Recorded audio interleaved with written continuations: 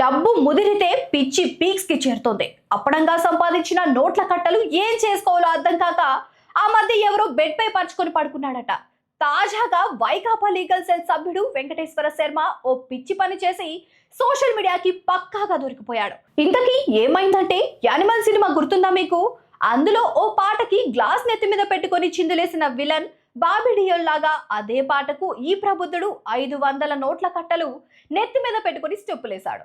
ఇదే ఇప్పుడు సోషల్ మీడియాలో తెగ వైరల్ అవుతోంది. అయ్యగారి సరదాలు అంతటితో తీరలేదు కాబోలు. హోటల్లో మంచం పైన పడుకొని ఒంటిపై కరెన్సీ నోట్ల కట్టలతో మెలికలు తిరుగుతూ డాన్సులు వేసే వీడియోలు సోషల్ మీడియాలో హల్చల్ చేస్తున్నాయి.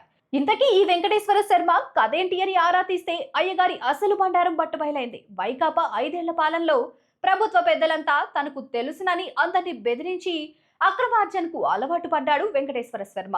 అంతేకాదు, ఉద్యోగాలు ఇప్పిస్తానని చెప్పి కాకినాడ జిల్లా పిఠాపురానికి చెందిన కొందరు యువకుల దగ్గర లక్షలు వసూలు చేశాడు. కేసుల పేరుతో కూడా భారీగా సొమ్ము వసూలు చేశాడు. ఆ డబ్బుతో దేశ విదేశాల్లో జల్సాలు చేసొచ్చిన వీడియోలు బయటకు రావడంతో అయ్యగారి అసలు రంగు బయటపడింది.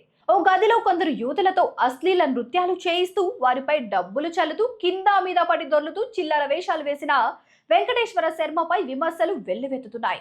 దీంతో పోలీసులు ఇతడి అవినీతిపై విచారణ చేపట్టారు.